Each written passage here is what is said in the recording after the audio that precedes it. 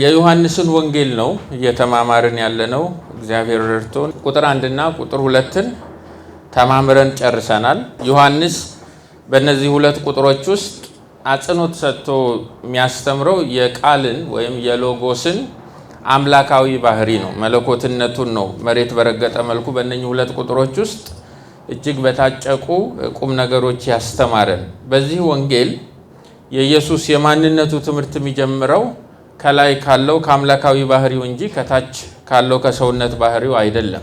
ይህ አይነቱ ደግሞ የሐዋርያው ዮሐንስ የክርስቶስን ማንነት በማስተማር ሂደት ውስጥ የተከተለው አውትላይን አንድ አማኝ ኢየሱስን በማንነቱ ማወቅ ሲጀምር መነሳት ያለበት ከሰውነት ባህሪው ሳይሆን ከአምላካዊ ባህሪው እንደሆነ በደንብ አድርጎ ያሳብቃል ማለት ነው። የዚህም ወንጌል ቀዳሚ ዓላማ እኛ ኢየሱስ ክርስቶስ እርሱ የእግዚአብሔር ልጅ እንደሆነ እንድናውቅ እንድናምን አምነንም ደግሞ በእርሱ ሕይወት እንዲሆንልን ስለሆነ የዚህም ወንጌል ጸሐፊ ገና ከምዕራፍ 1 ከቁጥር 1 ይህንኑ ከመንገር ነው የሚጀምረው። የኢየሱስን ማንነት አንድ ክርስቲያን ለማወቅ ቅዱሳት መጽሐፍትን ሲበረብር አውትላይን መስራት አለበት። በዚህ አውትላይን ውስጥ ደግሞ ቀዳሚ የሆነው የጥናት ትኩረት መሆን ያለበት የኢየሱስ ክርስቶስ አምላካዊ ባህሪውን ነው። ቀጥሎ ደግሞ የሰውነት ባህሪው ነው። ይሄ ደግሞ በዮሐንስ ወንጌል ውስጥ ያለው ነገረ ክርስቶስ ሃየር ክርስቶሎጂ እንደሆነ በደንብ ያስረዳናል ማለት ነው። ቁጥር 1 እና ቁጥር 2 ላይ እንግዲህ ቁጥር 1 ላይ ምን ይላል? በመጀመሪያው ቃል ነበር፣ ቃልም በእግዚአብሔር ዘንድ ነበረ፣ ቃልም እግዚአብሔር ነበረ። ይህ በመጀመሪያው በእግዚአብሔር ዘንድ ነበር ብሎ በእነኚህ ሁለት ቁጥሮች ውስጥ ነግሮናል። በቁጥር 1 ውስጥ ስለ ኢየሱስ አምላካዊ ባህሪ 3 ነጥቦችን ካስጨበጠን በኋላ ነው ወደ ቁጥር 2 የገባው። 3 ነጥቦችን ቁጥር 1 ላይ ነግሮናል። አንደኛው ቃል ወይም ሎጎስ እግዚአብሔር ወልድ ኢየሱስ ክርስቶስ በመጀመሪያ የነበረ እንደሆነ ነግሮናል። ማንም ያላስገኘው ማንም ኢንቱ ቢንግነስ ያላመጣው ያለ የነበረ እንደሆነ ነገረን። በሁለተኛ ደረጃ ደግሞ በእግዚአብሔር ዘንድ የነበረ ነው ብሎ የራሱ የሆነ አካላዊ ጠባይ እኔነትን ይዞ ሁለተኛ የሥላሴ አካል ሆኖ ያለ እንደሆነ በዚህ በሁለተኛው መግለጫ አስረድቶናል። እዚያው ቁጥር 1 ውስጥ በሶስተኛ ደረጃ ደግሞ ቃል ሎጎስ እግዚአብሔር የነበረ ነው ብሎ ስለ ማንነቱ፣ ስለ ተፈጥሮው፣ ስለ ኦንቶሎጂው አስረድቶናል። ቁጥር 1 እና ቁጥር 2 ውስጥ ይህንን የነገረን እንግዲህ ቁጥር 2 ላይ የሚያጸናው የቁጥር 1ን ትምህርት ነው። ይህ በመጀመሪያ በእግዚአብሔር ዘንድ ነበር ብሎ ይህ የሚለውን ሁታስ የተሰኘውን በአማርኛ ይህ ተብሎ የተተረጎመውን የግሪክ ተውላጠ ስም ነው የሚጠቀመው። ይሄ የግል ተውላጠ ስም ኢየሱስ ክርስቶስ ወይም እዚህ ጋር ሎጎስ ተብሎ እየተብራራ ያለው ሳብጀክት አካላዊ ባህሪ ያለው እንደሆነ ግልጽ አድርጎ የሚያስረዳን ነው። ስለዚህ ቁጥር 1 እና ቁጥር 2 ላይ ስለ ሎጎስ አምላካዊ ባህሪ የተሰጡትን መግለጫዎች አንድ ላይ አቀናጅተን የክርስቶሎጂካል ስቴትመንት ብንሰራላቸው ቃል ወይም ሎጎስ በዘላለማዊ ማንነት በእግዚአብሔር ዘንድ የነበረ ሁለተኛው የሥላሴ አካል ነው የሚል ኃይለ ቃል ነው በሁለቱ ቁጥሮች ውስጥ ስለ ኢየሱስ ማንነት የምናገኘው። ቁጥር 2ን እንደጨረስን ደግሞ ባለፈው ሳምንት ከቁጥር 3 በፊት የሥላሴን ኮንሴፕት በወፍ በረር ለማየት ሞክረን ነበር። ይህም የሆነበት ምክንያቱ ሐዋርያው ቅዱስ ዮሐንስ የኢየሱስን ማንነት በትሪኒቲ ፍሬምወርክ ስለሆነ የሚያስረዳን በሥላሴ ቅንብብ ውስጥ ሆኖ ስለሆነ የኢየሱስን ማንነት እያስተላለፈ ያለው ይህንን የዮሐንስን መቅደም የሚያጠና ሰው የኢየሱስን ማንነት በመቅደም ውስጥ እንደተቀመጠው በአግባቡ ፕሮፐርሊ መረዳት እንዲችል አስቀድሞ የሥላሴ ግንዛቤ ሊኖረው ይገባል። ምክንያቱም አንድ ሰው ዩኒቴሪያን ሆኖ አንድ አምላክ አንድ አካል በሚል አሃዳዊ የመለኮት አረዳድ ይህን ክፍል ቢያጠናው የተሳሳተ ትርጉም ይሰጥና ሎጎስን ፍጡር ያደርገዋል። ነገር ግን ትሪኒቴሪያን ከሆነ ሥላሴያዊ ከሆነ አንድ አምላክ 3 አካል በሚል እሳቤ ካጠናው የዮሐንስን ነገረ ክርስቶስ በአግባቡ ይረዳዋል በሚል ምክንያት ነበር ስለ ሥላሴ ጊዜ ወስደን ለማየት የሞከርነው። ከሁለተኛው መቶ ክፍለ ዘመን ጀምሮ ከተነሱት ከአርዮሳዊነት እስከ 1870ዎቹ እስከ ጆቫ ዊትነስ ድረስ በሥላሴ ዙሪያ ላይ የሚያጠነጥኑ ኑፋቄዎችን ለማየት ሞክረን ነበር። ሰባሊዮሳዊነትን፣ ሞዳሊዝምን እንዲሁም ደግሞ የሐዋርያት ቤተክርስቲያን የሚባለው በሥላሴ ዙሪያ የሚያስተምረውን ቃኝተን ነበር። መጽሐፍ ቅዱሳዊው የሥላሴ አረዳድ ቢያንስ 3 ቅደም ተከተላቸውን የጠበቁ አስተምህሮቶች ወይም መሰረቶች እንዳሉት አይተን ነበር። እነኚህ ቅደም ተከተላቸው መፋለስ የለበትም። አንዱ ሲጎድል ደግሞ ነገረ ሥላሴያችን ወደ ምንፍቅና እንደሚያጋድል በግራፍ ለማየት ሞክረን ነበር። የመጀመሪያው እግዚአብሔር አምላካችን ስንት አምላክ ነው የሚል ነው። አንድ አምላክ ነው፣ አሃዱ አምላክ ነው። የሥላሴ ዶክትሪን ብሎ የሚጀምረው በሞኖቲዝም ነው፣ በእግዚአብሔር አሃድ አምላክነት ላይ ነው የሚቆመው። ቀጥሎ ደግሞ እግዚአብሔር ስንት አካል ነው? 3 አካል ነው የሚለውን ደግሞ የሶስት አካል አስተምሮን አይተን ነበር። በመጨረሻ ደግሞ በሶስተኛ ደረጃ በእነኚህ ሶስቱ አካላተ መለኮት መካከል ያለው ግንኙነት የእኩልነት እንደሆነ የከበረና ከዘላለም እንዲሁም ዘላለማዊ የሆነ ግንኙነት እንደሆነ ለማየት ሞክረን ነበር። በመጨረሻውም በ325 የነበረውን የኒቅያን የሃይማኖት መግለጫ ታሪካዊ ዳራውን ትውፊታዊ መሰረቱን ቃኝተን እርሱንም ደግሞ አንድ ላይ አውጀን ነበር በጸሎት የወጣ ነው። ዛሬ ደግሞ በእግዚአብሔር ፍቃድ ጌታ በሚሰጠንም ጸጋ ካቆምንበት ከቁጥር 3 ትምህርታችንን እንቀጥላለን ማለት ነው። እንጸልይ። በእግዚአብሔር ቃል ሰማያት ተሰሩ፣ በአፉም እስትንፋስ የከዋክብት ሰራዊት ይላል። የእግዚአብሔር ቃል ሕያውና የሚሰራ ነውና በሁለት በኩል ስለት ካለው ሰይፍ ሁሉ ይልቅ ስለታም ነው፣ ነፍስንና መንፈስን ጅማትንና ቅልጥምን እስኪለይ ድረስ ዘልቆ ይወጋል፣ የልብንም አሳብ እና ምኞት ይመረምራል ተብሎ ተጽፏል። በቃልህ ሁሉን ሕያው አድርገሃል። ቃልህ ማንም ያልሰጠው ማንም የማይነፍገው ሕያውነትና ዘላለማዊነት በውስጡ አለ። በዚህ ቃልህ ሁሉን አድርገሃል። በዚህ ቃል እኛንም ደግሞ ፈጥረኸናል፣ ዳግመኛ ወልደኸናል። በከበረው በሕያው ቃል የዘላለምን ሕይወት አግኝተናል። ይህ ዘርፈ ብዙ የሆነው መልታይ ፋሴትድ የሆነውን ቃልህን ደግሞ በጽሑፍ መልክ ለእኛ አቅርበህልናል። በእርሱም ውስጥ መመሪያዎችህን ሰንደህ ጽፈህልናል። እርሱም በማወቅ ሂደት ውስጥ የከበረው መንፈስህ ደግሞ እያበራ አይምሯችንንም እየከፈተልን ወደ ቃል ፍቺ እያስጠጋን እዚህ ደርሰናል። ስለዚህ ሁሉ ክብር ላንተ ይሁን። ዛሬም በምናጠናው በዚህ ቁጥር ውስጥ የተቀመጠውን ፍቺ እግዚአብሔር ሆይ በዚያ ውስጥ ያለውን ታይምለስ ትሩዝ ሁላችን ማየት እስክንችል ድረስ እንድትገልጥልን እንጋበዝሃለን። ደግሞ በሚሆነው ነገር ሁሉ ክብሩን አንተ ውሰድ። አሜን። ዛሬ ዮሐንስ ወንጌል ምዕራፍ 1 ቁጥር 3 ነው የምንማማረው። ኦልሞስት በዝማሬው ሰዓት ሁሉም በዚህ ቁጥር ውስጥ መነሳት ያለበት ነገር ዘምረነዋል። በእርግጥም የክርስቶስን ፈጣሪነት ስናስብ ከማጥናት በተጨማሪ የምናመልከው ነው። ይህን አስቦ በማቀናጀትም የበረቱትን ኳይሮች ጌታ ኢየሱስ ይባርካቸው። ምዕራፍ 1 ቁጥር 3 እንደዚህ ይላል፣ ሁሉ በእርሱ ሆነ፣ ከሆነውም አንዳችስ እንኳ ያለ እርሱ አልሆነም ይላል። ሁሉ በእርሱ ሆነ በጣም ፌመስ የሆነ ጥቅስ ነው በክርስቲያኖች ዘንድ። ሰው መኪና ሲገዛ እንዴት ገዛህ እንዳንለው ይሁን አላቅም፣ ሁሉ በእርሱ ሆነ የሚል ስቲከር ይለጥፍበታል። ሁሉ እንደፈለገ የሚስባት አይነት ጥቅስ ነው። ግን ምንድነው በዚህ የክርስቶስን ማንነት በማብራራት ሂደት ውስጥ ቁጥር 3 ላይ ይሄ እንዴት ሊገባ ቻለ የሚለው ማየት አለብን። ዮሐንስ እንግዲህ ቁጥር 1 እና 2 ላይ ስለ ሎጎስ ቅድመ ህላዌ ስለ ፕሪ ኤግዚስተንሱ አስቀድሞ ያለምንም መገኛ ያለና የነበረ ስለመሆኑ ነበር የነገረን። ከእግዚአብሔር ጋር ስለነበረው ግንኙነት ስለ ማንነቱ ነው የነገረን። አሁን ቁጥር 3 ላይ ደግሞ ሎጎስ ከፍጥረት ጋር ከክሪኤሽን ጋር ያለውን ግንኙነት ነው ሊያስረዳን የፈለገው። ቁጥር 1 እና ቁጥር 2 ላይ የሎጎስን ባህሪ፣ የሎጎስን ማንነት፣ የሎጎስን ኢሰንሱን ኦንቶሎጂውን ከነገረን በኋላ አሁን ደግሞ ቁጥር 3 ላይ በተለየ መልኩ የሎጎስን ስራውን፣ ተግባራቱን በታሪክ ውስጥ ደግሞ ያለውን ሚና ነው ወደ መንገር የሚመጣው። ስለዚህ ጸሐፊው ከቁጥር 2 ወደ ቁጥር 3 ሲሸጋገር የሎጎስን ማንነት ከመተረክ የሎጎስን ስራ ወደ መተረክ ነው የተሸጋገረው። ይሄ ትልቅ ሽፍት ነው። በመደዳ ተቀራርቦ ቢጻፍም የክርስቶስን ማንነት በመረዳት ሂደት ውስጥ ግን ትልቅ የሆነ ሽፍት ተደርጓል። ያም ሽፍት ከማንነት ወደ ስራ፣ ከእግዚአብሔርነት ወደ ፈጣሪነት፣ ወደ ተግባር ሽፍት አድርጓል። ይህንንም ደግሞ ከታሪክና ከፍጥረት ጋር ያለውን የሎጎስን ዝምድና ለማስረዳት ቁጥር 3 ላይ በሁለት መልኩ ነው የሚጽፈው። አንደኛው አዎንታዊ በሆነ መልኩ ሁሉ በእርሱ ሆነ ይለናል። ሁለተኛው ደግሞ አሉታዊ በሆነ መልኩ ከሆነውም አንዳችስ እንኳ ያለ እርሱ አልሆነም ይላል። በሁለቱም አገላለጾች አንድን ፍሬ ሐሳብ ነው ዮሐንስ የሚያጸናው ማለት ነው።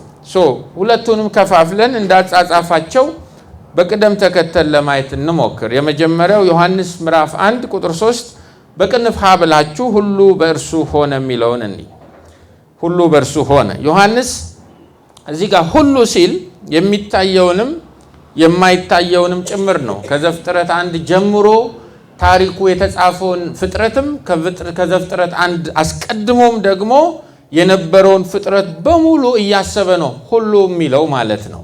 በሌላ ቋንቋ የሰው ልጅ በእውቀቱ ተመራምሮ የደረሰበትንም ደግሞም እስካሁን ድረስ በደረሰበት የሳይንስና የምርምር ሲቪላይዜሽን ፈጽሞ ዲስካቨር ያላደረገውን አጠቃላዩን አጽናፈ ዓለሙን እያሰበ ነው ሁሉ የሚለን ማለት ነው።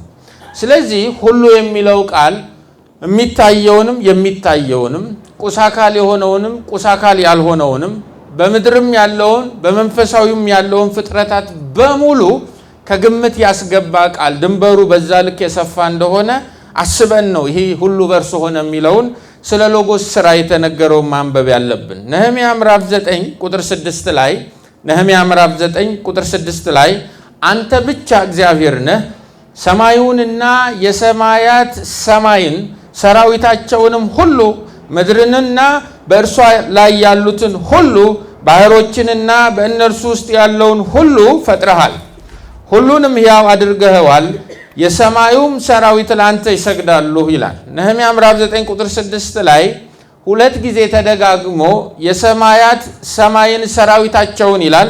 የሰማይ ሰራዊት እያለ ይጠቅሳል። ይሄ እዚህ በነህምያ 9:6 ላይ የሰማይ ሰራዊት ተብሎ የተጻፈው የሚያመለክተው መላእክትንና ሌሎች ሰማያዊ ፍጥረታትን ነው። ሁሉ የሚለው ቃል ነሰሰርሊ ዘፍጥረት ምዕራፍ 1 ቁጥር 1 ላይ ያለውን የሰማይን ሰራዊትና በምድር ላይ የሚርመሰመሰውን ብቻ እያሰበ የጻፈው ሳይሆን በሰማየ ሰማያት ውስጥ ያሉትንም መላእክትንም ረቂቅ መናፍስቶችንም ከሰው ልጅ ልደት ከፍጥረትም ልደት በፊት የነበሩትን በሙሉ እያሰበ ነው የሚጽፍ ያለው። ስለዚህ ሁሉ የሚለው እንዲህ ባለ እሳቤ መጠናት ያለበት ነው።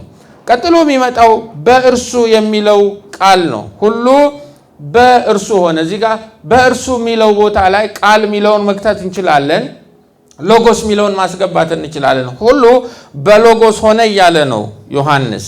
በእርሱ የሚለው ቃል በግሪክ ዲያ የሚል ቃል ነው። ትሩ ማለት ነው በእንግሊዝኛ፣ ባይ ሚንስ ኦፍ ማለት ነው። ወይም ዘርዘር አድርገን በአማርኛ ከተረጎም ነው በእርሱ በኩል በእርሱ አማካኝነት እንደማለት ነው። ይሄ ቃል ፍጥረትን በመፍጠር ስራ ውስጥ በሎጎስና በእግዚአብሔር መካከል ያለውን ግንኙነት የሚገልጽ መስተዋድድ ነው፣ የሚገልጽ ቃል ነው በእርሱ የሚለው ቃል። ይህን በእርሱ የሚለውን መስተዋድድ አንዳንዶች አጣመው ስለሚተረጉሙት በጥንቃቄ ልንፈታው ይገባል። በእርሱ ሆነ ሁሉ የሚለው የሚታየውንም ማይታየውንም ይጨምራል። በእርሱ የሚለው ደግሞ እንዴት ባለ መልኩ ነው ዮሐንስ የተረጎመውና የጻፈው የሚለውን ማየት አለብን። ሁሉ በእርሱ ሆነ ማለት ቢያንስ የሚከተሉትን ማለት አይደለም። በእርሱ ሆነ ማለት የሚከተሉትን ማለት አይደለም። በእርሱ ማለት እግዚአብሔር ሁሉን ሲፈጥር የተጠቀመበት በራሱ ግን ፈጣሪ ያልሆነ ይልቅ የፈጣሪ ንግረተ ቃል የሆነ እግዚአብሔር የሌለውን ነገር ወደ መኖር ያመጣበት እንደ መሳሪያ አድርጎ የተጠቀመው አተርድ የሆነ ቃል ንግረተ ቃል ነው ብሎ መተርጎም አይቻልም። ሁሉ በእርሱ የሚለውን እንደዛ የሚተረጉሙ ስላሉ፣ በሌላ ቋንቋ ሎጎስ እግዚአብሔር ፍጥረትን ሲፈጥር የተጠቀመው መሳሪያ ነው እንጂ በራሱ አምላካዊ ባህሪ የለውም፣ ህላዌ የለውም። እንዲሁ እግዚአብሔር የተጠቀመው ኢንስትሩመንት ነው። ለዚህ ደግሞ አይነተኛው ማስረጃ ይሄ ዲያ የሚለው በእርሱ የሚለው መስተዋድድ ነው ብለው እንዲህ የሚተረጉሙ ስላሉ ማለት ነው። ቁጥር 1 እና ቁጥር 2 ላይ ሎጎስን ከዘላለም የነበረ እንደሆነ አንብበን፣ በእግዚአብሔር ዘንድ የነበረ እንደሆነ አንብበን፣ ራሱም በኦንቶሎጂ እግዚአብሔር እንደሆነ በማንነት እግዚአብሔር እንደሆነ አንብበን፣ አሁን ደግሞ ቁጥር 3 ላይ ሁሉ በእርሱ ሆነ የሚለውን ስናጠና እቺ በእርሱ የምትለዋን መስተዋድድ ከላይ ካሉት ከሁለት ቁጥሮች ከኮንቴክስቱ ነጥለን ብቻውን ኢንስትሩሜንታል ኮዝ መሆኑን የሚያስረዳ ነው፣ እንደ መሳሪያ መንስኤ መሆኑን የሚያስረዳ ነው ብለን መፍታት አንችልም። ስለዚህ ሁሉ በእርሱ በኩል ሆነ የሚለው አገላለጽ ሎጎስ አምላካዊ ባህሪ እንደሌለው ለማሳየት የገባ ቃል አይደለም፣ እንደዛ አድርገው የሚረዱ ስላሉ። ስለዚህ በእርሱ ሆነ ማለት በመፍጠር ስራ ውስጥ ፍጥረታትን በማስገኘት ስራ ውስጥ ሎጎስ ጥገኛ መንስኤ ነበር እንጂ በራሱ ፈጣሪ አልነበረም የሚለው የተሳሳተ አመለካከት ነው። ዲፔንደንት ኢንስትሩሜንታል ኮዝ ነበረ። እግዚአብሔር ፍጥረታትን ሲፈጥር ጥበብን ተጠቅሟል፣ ቃልን ተጠቅሟል፣ እስትንፋሱን ተጠቅሟል፣ ፈቃዱን ተጠቅሟል፣ እቅዱን ተጠቅሟል፣ ሐሳቡን ተጠቅሟል። ልክ እንዲሁ ከተጠቀመባቸው አንዳንድ መሳሪያዎች መካከል የሚመደብ በራሱ ግን አምላካዊ ባህሪ የሌለው ዲፔንደንት የሆነ ጥገኛ የሆነ በሌላ አካል እንደ መሳሪያነት የተገለገለ ኢንስትሩሜንታል ኮዝ ነው ብለው ይተረጉማሉ። በእርሱ የሚለውን ቃል ማለት ነው። ስለዚህ ሎጎስ ጥገኛ መንስኤ መሆኑን የሚያስረዳን ቃል ሳይሆን ቀዳማይ መንስኤ መሆኑን የሚያስረዳን ቃል ነው። ይሄ በእርሱ የሚለው ሰው ሁሉ በእርሱ ሆነ ማለት የሚከተለውን ማለት አይደለም። ያለውን እነሱን ያዟቸውና ሁሉ በእርሱ ሆነ ማለት ግን የሚከተለውን ደግሞ ማለት ነው። ምን ማለት ነው?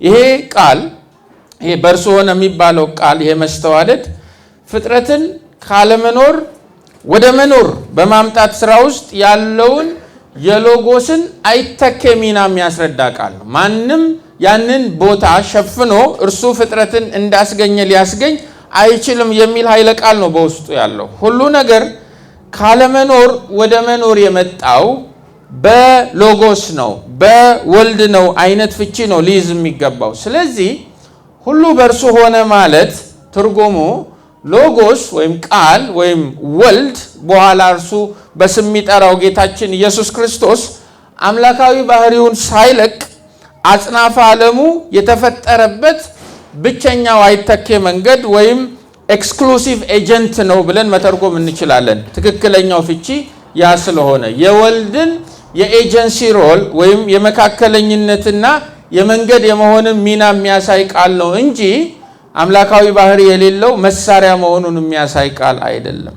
ስለዚህ ሶስቱ አካላተ መለኮት መፍጠር ላይ ፈጣሪነት ላይ አንዳችም ልዩነት፣ አንዳችም መበላለጥ፣ አንዳችም መቀዳደም የላቸው። ባለፈው ሳምንት በተማማርነው የሥላሴ አስተምሮ ውስጥ አንዱ መሰረት ይናዳል ማለት ነው። በእርሱ የሚለው መበላለጥን የሚያስረዳ ቃል ነው ተብሎ ከተተረጎመ በሥላሴ ቤተሰብ መካከል ያለውን ያንን ከዘላለምና ዘላለማዊ የሆነውን እኩልነት ይንዳል ማለት ነው። ስለዚህ በመፍጠር ስራ ውስጥ በአብ በወልድና በመንፈስ ቅዱስ መካከል ምንም አይነት ልዩነት፣ ምንም አይነት መበላለጥ፣ ምንም አይነት መቀዳደም የለም። አንዳንድ ሰዎች መፍጠርን ባይ ዲፎልት የአብ ስራ ብቻ ያደርጉትና እግዚአብሔር ወልድንና እግዚአብሔር መንፈስ ቅዱስን ደግሞ ለብቻ ጥግ ያስይዟቸዋል። አብን እንደ ፈጣሪ፣ ወልድና መንፈስ ቅዱስን ደግሞ እንደ ታዛቢና በሰዓቱ በመኖር ብቻ ሚና እንዳላቸው አድርገው የሚረዱ አሉ። እዚህም ውስጥ አጠፉም። ስለዚህ አብን ፈጣሪ ነው፣ ወልድም ፈጣሪ ነው፣ መንፈስ ቅዱስም ፈጣሪ ነው።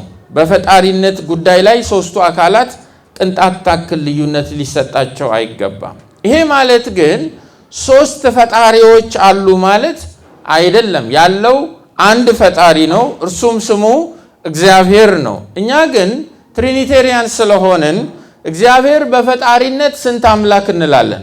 አንድ አምላክ እንላለን። በአካልነት ደግሞ ሶስት እንላለን። ስለዚህ በአንድነትና በሶስትነት መካከል ያለውን ግራ መጋባት ያጠራ የእግዚአብሔር አረዳድ ስላለን አንድ ፈጣሪ ነው ያለው፣ ግን ሶስት አካል ነው ይሄ ፈጣሪ ብለን ደግሞ እንረዳለን። እግዚአብሔር አብ፣ እግዚአብሔር ወልድ፣ እግዚአብሔር መንፈስ ቅዱስ ለፍጥረት ሁሉ መገኛ፣ ፍጥረት ሁሉ ደግሞ የተገኘበት መንገድ፣ ደግሞ ለፍጥረትም የመኖር ምክንያት ነው። እግዚአብሔር የፍጥረት ሁሉ መገኛ ነው። እግዚአብሔር የመገኛውም መንገድ ነው። እግዚአብሔር የፍጥረት ደግሞ የመኖሩም ቀዳሚ መንስኤ ነው። ይህን በተለይ ሮሜ 11 ቁጥር 36 ላይ እርስ በርስ ተሰናስሎ በግልጽ ተጽፎ እናገኘዋለን። ሮሜ 11:36 ሁሉ ከእርሱና በእርሱ ለእርሱም ነውና ለእርሱ ለዘላለም ክብር ይሁን አሜን ይላል ጳውሎስ። በዚህ ዶክሶሎጂው ስለ መለኮት በፍጥረት ውስጥ ያለ ሚናን ሲያወራ የተጠቀማቸው ቃላቶች አሉ። ከእርሱ፣ በእርሱ፣ ለእርሱ የሚል።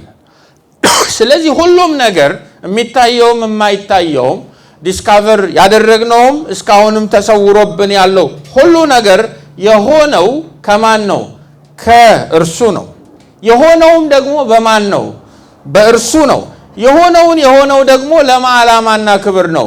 ለእርሱ ዓላማና ክብር ነው። ስለዚህ ሁሉ ከእርሱ ሲሆን እርሱ እስካሁን እግዚአብሔር ነው። ሁሉ በእርሱም ሲሆን እርሱ አሁንም ማን ነው? እግዚአብሔር ነው። ሁሉም ነገር ደግሞ ለእርሱ ዓላማና ክብር ሲሆን አሁንም እርሱ ማን ነው? እግዚአብሔር ነው። ስለዚህ እግዚአብሔር ሁሉ በእርሱ ነው የሆነው፣ ሁሉ ከእርሱ ነው፣ ሁሉ በእርሱ ነው፣ ሁሉ የሆነውም ለእርሱ ነው። ይህንን ግን በትሪኒቲ ቋንቋ ስናወራ ሶስቱ አካላተ መለኮት ፍጥረትን በማስገኘት ስራ ውስጥ የየራሳቸው ሚና እንዳለ ቅዱሳት መጻሕፍት ይጠቁሙናል ማለት ነው።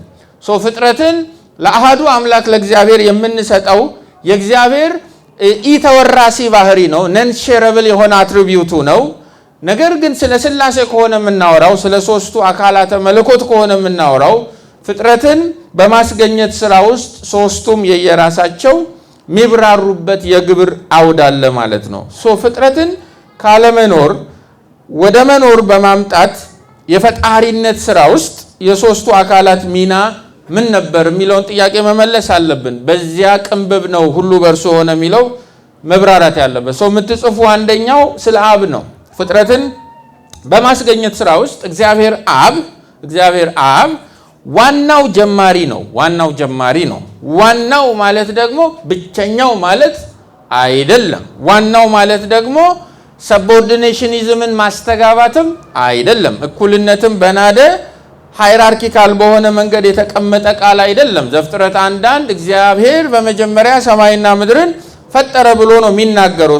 እግዚአብሔር አብ ከሶስቱ አካላተ መለኮት ውስጥ ፍጥረትን በማስገኘት ስራ ዋናው ጀማሪ ነው ማለት እንችላለን። የአብ አባትነት ለሰው ልጆች ብቻ አይደለም። የአብ አባትነት ለፍጥረቱም በሙሉ ነው። ለምሳሌ ዕብራውያን ምዕራፍ 12 ቁጥር 9 ላይ ዕብራውያን 12 ቁጥር 9 ለመናፍስት አባት እንዴት አብልጠን አንገዛም ይላል። በማይታየው ዓለም ላሉ ፍጡራንም ለእጆቹ ስራም እግዚአብሔር አብ አባታቸው ነው። ተመሳሳይ ነገር ያዕቆብ ምዕራፍ 1 ቁጥር 17 ያዕቆብ ምዕራፍ 1 ቁጥር 17 ላይ በጎ ስጦታ ሁሉ ፍጹም በረከት ሁሉ ከላይ ናቸው ከብርሃናት አባት ይወርዳሉ ይላል። ስለዚህ የአብ አባትነት ለብርሃንም ነው፣ ለጨለማም ነው፣ ለፍጥረት በሙሉ ነው፣ ለሰማይ ሰራዊትም፣ ለምድርም ሰራዊት፣ ለሁሉም በውሃ ውስጥ ላሉትም አባትነቱ ማንም የማይሰጠው ማንም የማይወስደው አካላዊ ማዕረጉ ነው። ይህንም ባገናዘበ መልኩ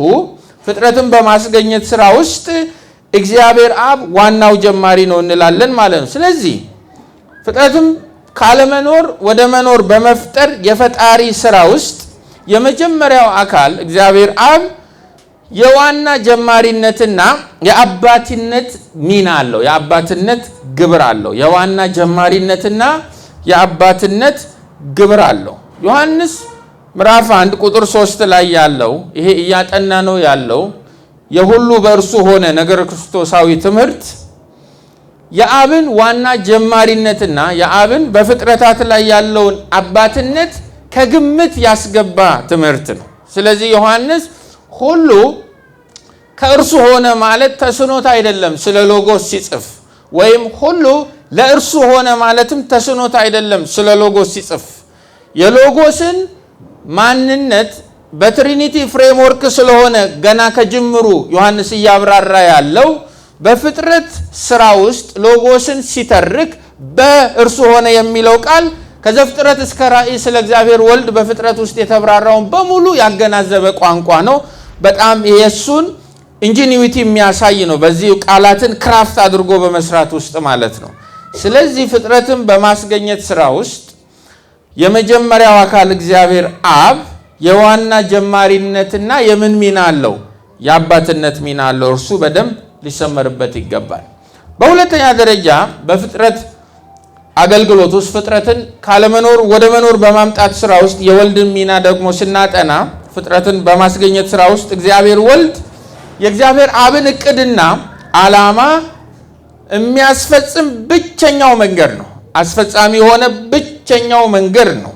ሎጎስ ወልድ አምላካዊ ባህሪውን ሳይለቅ አጽናፈ ዓለሙን ካለመኖር ወደ መኖር የፈጠረ ብቸኛ አምላክ ነው እንላለን። መንገድ የሚለውንም ጭምር እያሰብን ኤክስክሉሲቭ ኤጀንት መሆኑ ፈጽሞ ከአምላካዊ ባህሪ ወደ ታች አይወርዶም። እርሱን የሶስቱን ከጨረስን በኋላ መጨረሻ ላይ ሰመራይዝ እናደርገዋለን።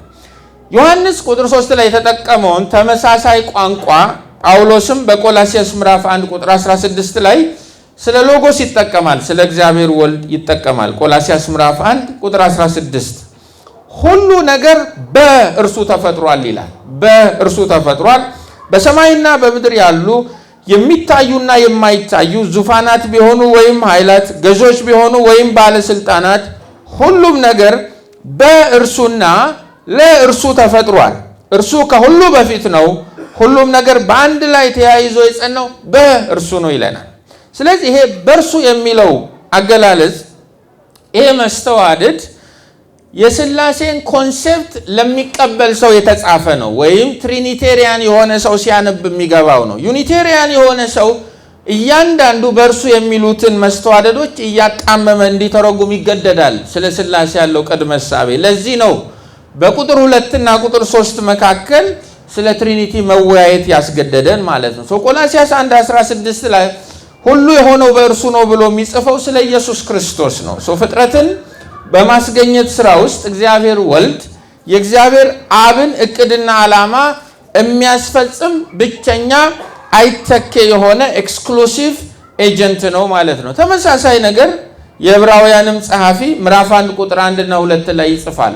ዕብራውያን ምዕራፍ 1 ቁጥር 1 እና ቁጥር 2 ላይ እግዚአብሔር ከጥንት ጀምሮ በተለያየ ጊዜና በልዩ ልዩ መንገድ በነቢያት በኩል ለአባቶቻችን ተናግሮ በዚህ መጨረሻ ዘመን ግን ሁሉን ወራሽ ባደረገውና ዓለማትን በፈጠረበት በልጁ ለእኛ ተናገረን ይላል። ይሄ ምዕራፍ 1 ቁጥር 3 ላይ ያለውን ሁሉ በእርሱ ሆነ የሚለውን ከዮሐንስ ውጭም ያሉት አውተሮች የመጽሐፍ ቅዱስ ጸሐፊያን ይህን አይነቱን አገላለጽ ለእግዚአብሔር ወልድ ሲጠቀሙት ነው የምታዩት።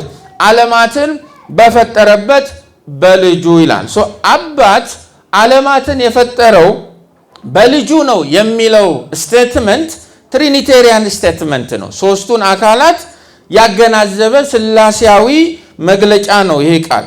በሚደንቅ ሁኔታ ራሱ ጳውሎስ በዚህ በአንደኛ ቆሮንቶስ ምዕራፍ 8 ቁጥር 5 ላይ በአንደኛ ቆሮንቶስ ምዕራፍ 8 ቁጥር 5 ላይ ፍጥረትን በማስገኘት ሥራ ውስጥ ያለውን የእግዚአብሔር አብንና የእግዚአብሔር ወልድን ሚና አንድ ላይ መሳ ለመሳ አቀራርቦ ጽፎታል። በአንደኛ ቆሮንቶስ 8:5 ላይ እንዲህ ነው የሚለው፣ መቼም ይላል ብዙ አማልክትና፣ እንግዲህ ተመልከቱ ፖሊቴዝምን እየተቸ ነው። ብዙ አማልክትና ብዙ ጌቶች አሉ። ይሄ በዚያ ዘመን የነበረው ከክርስትና ውጭ ያሉ ሃይማኖቶች መሰረታዊ ችግር ነው። ለእያንዳንዱ የህይወት ጉዳይ አማልክቶች አሏቸው። መቼም ብዙ አማልክትና ብዙ ጌቶች አሉ። ይሄ ማለት ክርስትና የብዙ አማልክት አስተምሮን የሚቃወም የሚያቅብ ክርስትና ነው ማለት ነው። እምነቱ እንደዛ አይፈቅድለትም። እኛ ፖሊቴይስት አይደለንም፣ ወይም ሶስቱን አካላት ፈጣሪ ያደረግን ስናብራራ በትራይቴይዝም የምናምን ሶስት አማልክቶች አሉ ምንልም አይደለንም። መቼም ብዙ አማልክትና ብዙ ጌቶች አሉ። በሰማይም ሆነ በምድር አምላክ ተብለው የሚጠሩ አማልክት ቢኖሩ ፖሊቴይዝም በብዙዎች ዘንድ ፖፑላር ሆኖ ብዙዎች የሚከተሉት ነገር ግን የነፈቀ የሥላሴ አረዳድ ቢሆንም እንደማለት ነው። ለእኛ ግን ብሎ ራሱንና በቅዱሳት መጽሐፍት አስተምሮ የሚያምነውን አዲሱን የእግዚአብሔርን ማህበረሰብ ለብቻ ያቆማል። ለእኛ ግን ሁሉም ነገር ከእርሱ የሆነ እኛም ለእርሱ የሆን አንድ አምላክ አብ አለን ይላል። የአብን ድርሻ ሲያወራ ከእርሱ የሚል ቃል ይጠቀማል። ደግሞም ሁሉም ነገር በእርሱ አማካኝነት የሆነ እኛም በእርሱ አማካኝነት የሆን አንድ ጌታ ኢየሱስ ክርስቶስ አለን ይላል። ስለዚህ ከእርሱ የሚለውን መስተዋድድ ለእግዚአብሔር አብ፣ በእርሱ የሚለውን ደግሞ ለእግዚአብሔር ወልድ እየተጠቀሙ ፍጥረትን በማስገኘት ስራ ውስጥ ያለውን የሶስቱን ስምምነት ነው።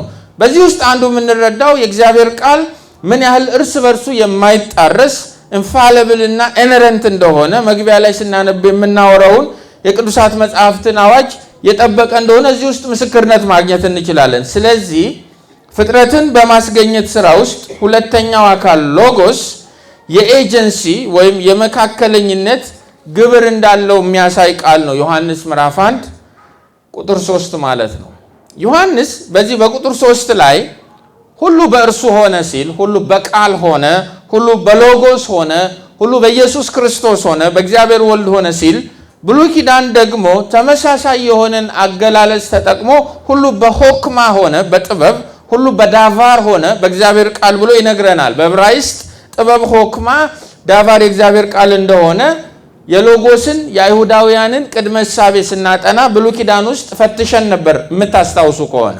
መዝሙር 33 ቁጥር 6 ላይ እንዲህ ተብሎ ተጽፏል። መዝሙር 33 ቁጥር 6 በእግዚአብሔር ቃል ሰማያት ተሰሩ ይላል። በዳቫር ሰማያት ተሰሩ፣ በአፉም እስትንፋስ የከዋክብት ሰራዊት ይላል።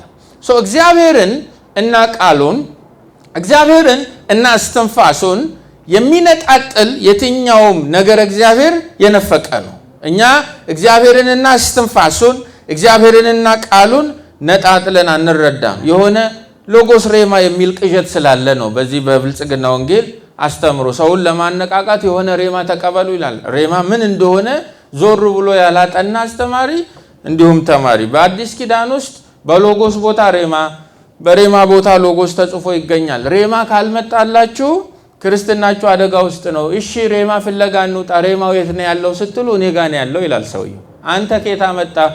ይሄ ቃል ለእኔ ተገለጠልኝ። ወይም እግዚአብሔር ለዛሬ የሚሆናችሁን ትምህርት በእኔ አፍ አልፎ ነው የሚናገረው። እሱም ማን ከኛ አስበለጠው ነው። ስለዚህ እንደዛ አይነት የሬማ ምናምን የሚል እኛን ስለማይመጥን እኔ እሱን አላስተምርም። ስለ ሎጎስ ነው እኛ የምንማረው።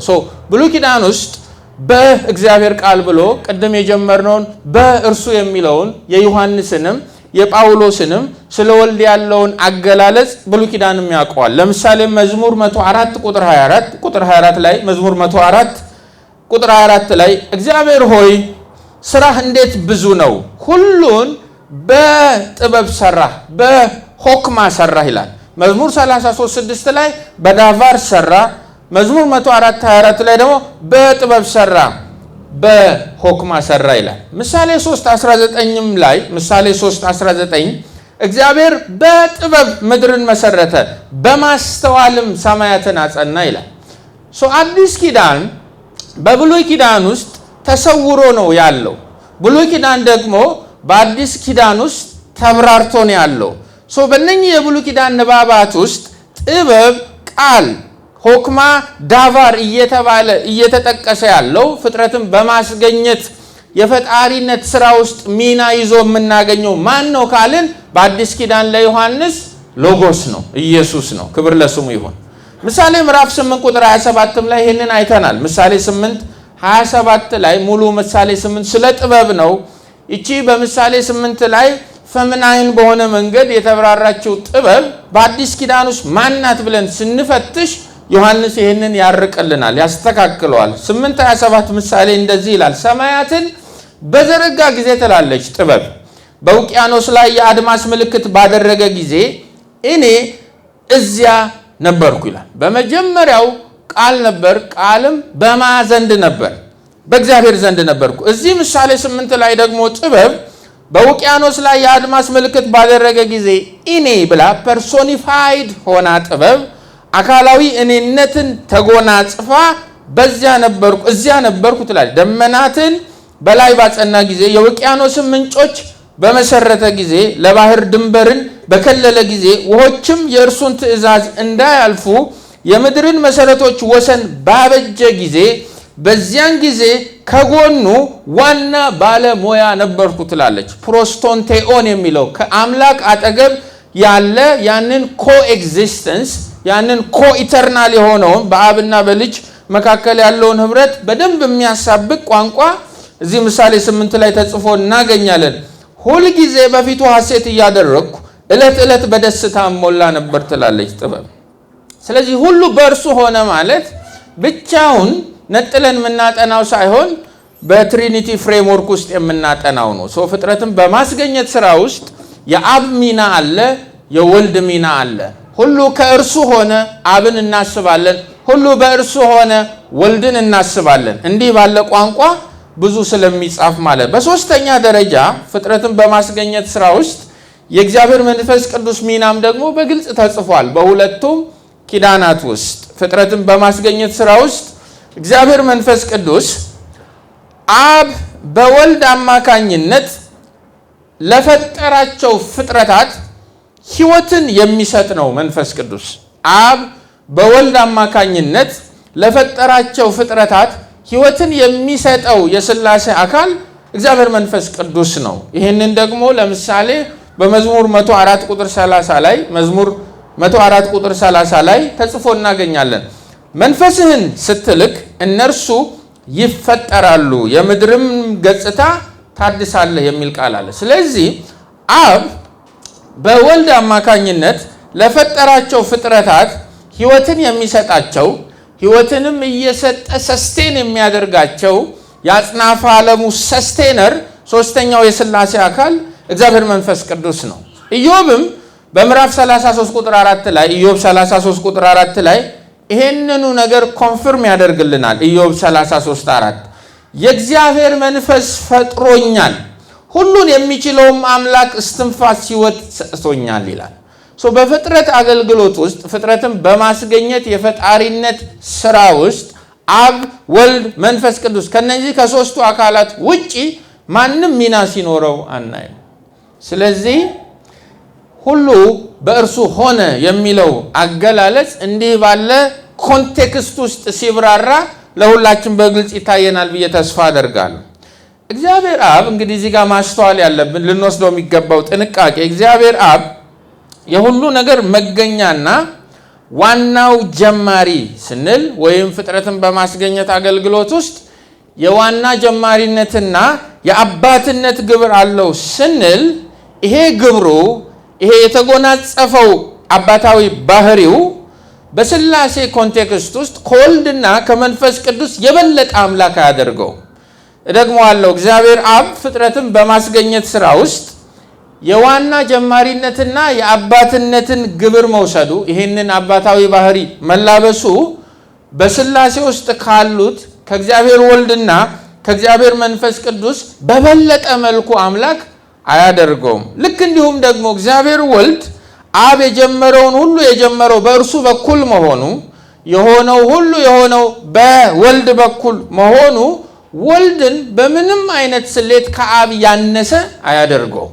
ከአብ ያነሰ ሁለተኛ አያደርገውም። ወይም ደግሞ እግዚአብሔር መንፈስ ቅዱስ እግዚአብሔር አብ በእግዚአብሔር ወልድ አማካኝነት ለፈጠራቸው ፍጥረታት ሕይወትን ሰጪ ሶስተኛ አካል መሆኑ ከሁለቱ ያነሰ አያደርገውም። ስለዚህ በፍጥረት አገልግሎት ውስጥ በአብ በወልድና በመንፈስ ቅዱስ መካከል ፈጽሞ ምን የለም? ልዩነት የለም፣ መቀዳደም የለም፣ መበላለጥ የለም። በአንድ አረፍተ ነገር ስናስረው በፍጥረት አገልግሎት ውስጥ የሶስቱ አካላተ መለኮት ሚና ምንድን ነው ስንል አብ አቃጅ ነው፣ ዋና ጀማሪ ነው፣ አባት ነው ፍጥረቱ ላይ።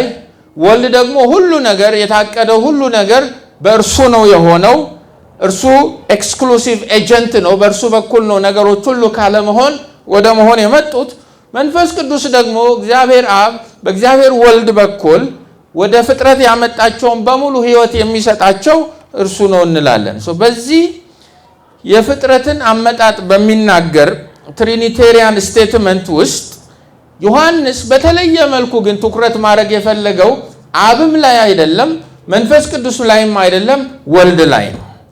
ምዕራፍ 20 ቁጥር 30 በዮሐንስ ወንጌል የዚህን ወንጌል ፐርፐዝ ስቴትመንት ጽፎልናል።